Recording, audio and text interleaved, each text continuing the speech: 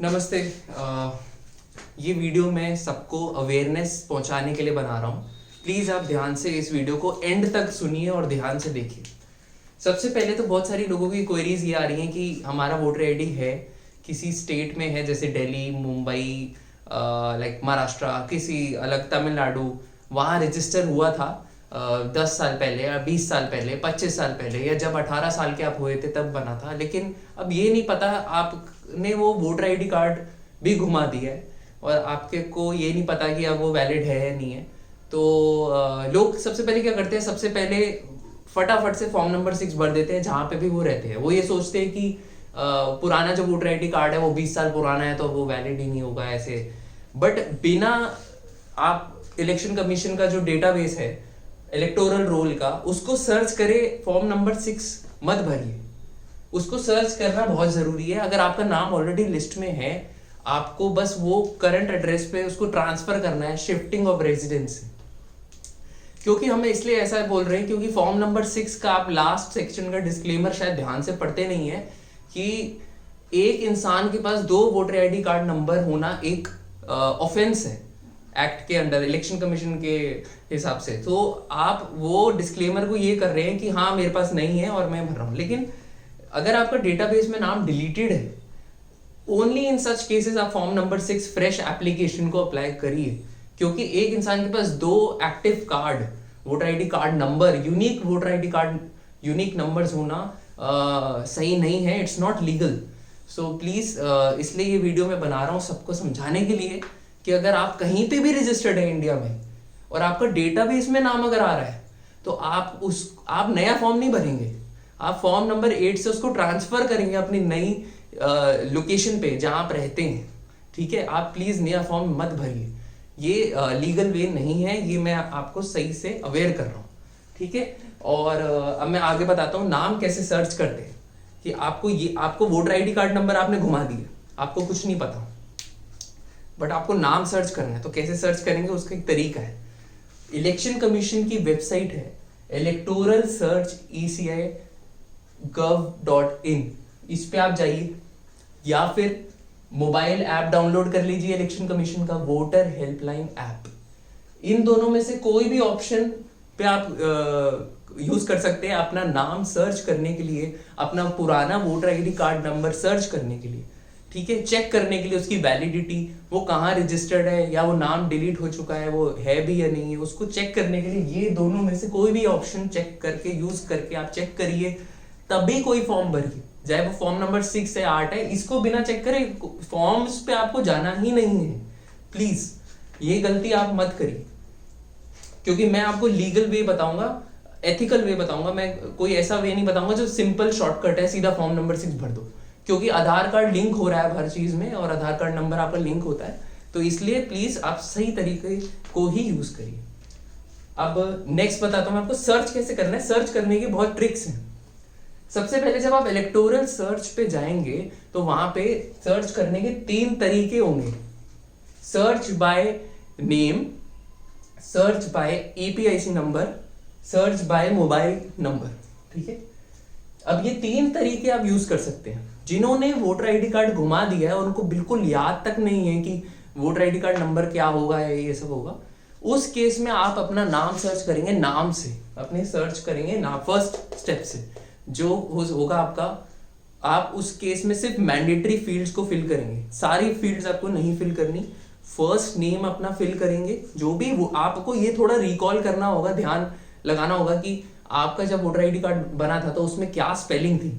जैसे मेरा नाम मानिक है और उसमें सिंगल A आता है, और अगर आपके वोटर आईडी कार्ड पे कोई करेक्शन, क्लेरिकल मिस्टेक है जिसमें डबल A लगा हुआ था, तो अगर आप सर्च करोगे इसमें सिंगल A मानिक से सर्च करेंगे तो वो इस डेटाबेस में ढूंढ के नहीं देगा।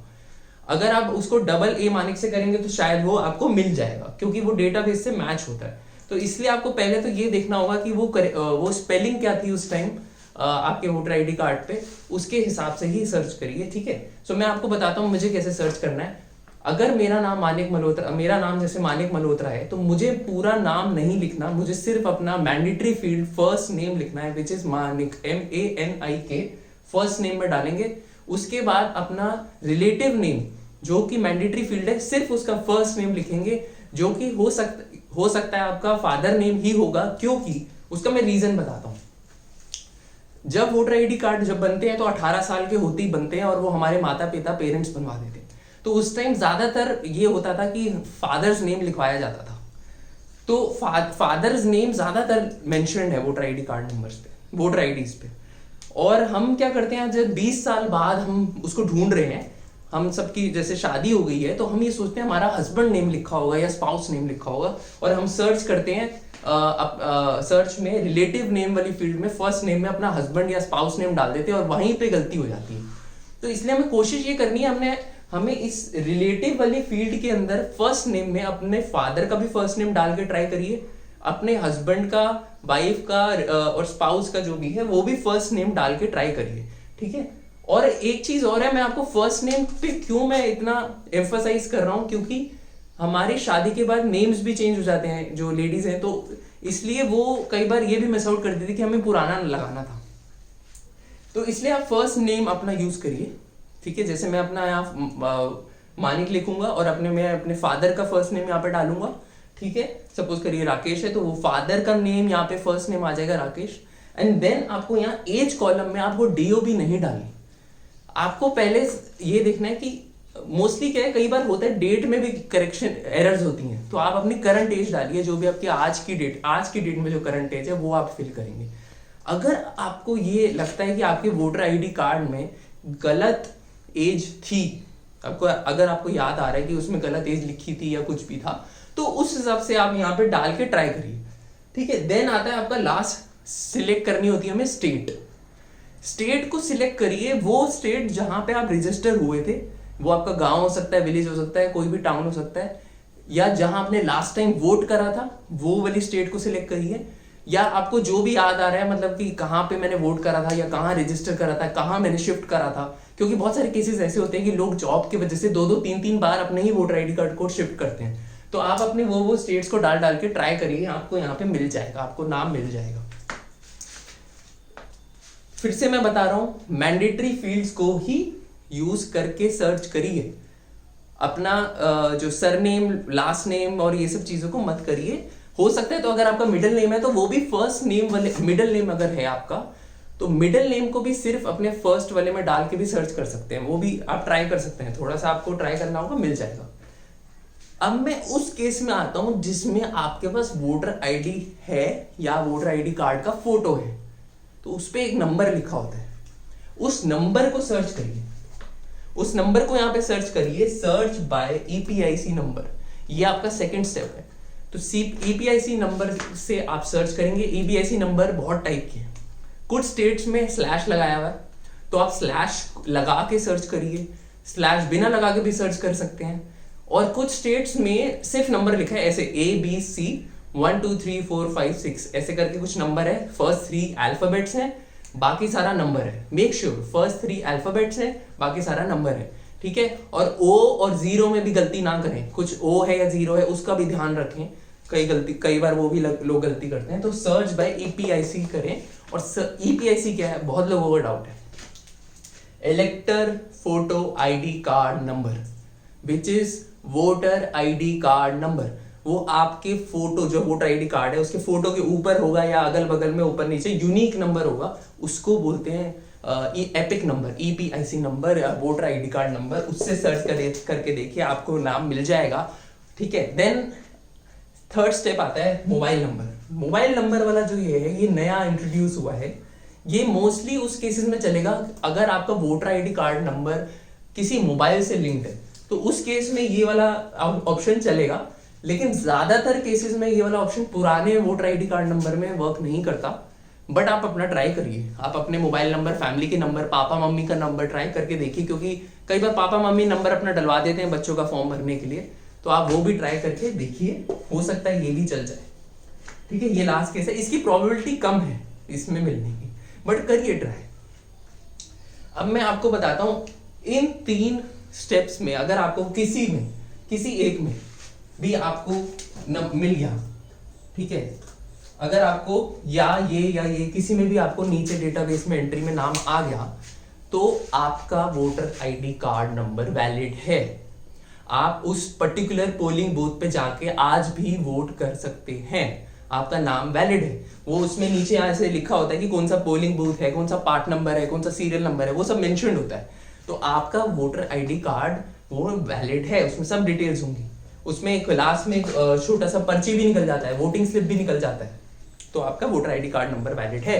बस आपको कुछ नहीं करना है, अपने करंट पुरानी स्टेट से या पुराने रेजिडेंस से उसको शिफ्ट करना है। वो है form number 8, shifting of residence. Shifting of residence, और कुछ नहीं करना है।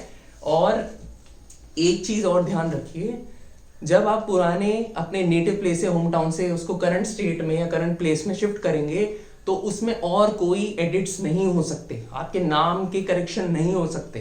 एक ही फॉर्म में या तो वो शिफ्टिंग होगा या तो वो करेक्शन होगा। तो शिफ्टिंग अगर आप करेंगे तो उसमें कोई करेक्शन नहीं होगा, तो वैसे का वैसा वो शिफ्ट हो जाएगा नई जगह पे। तो ये चीज का भी आप ध्यान रख लीजिए।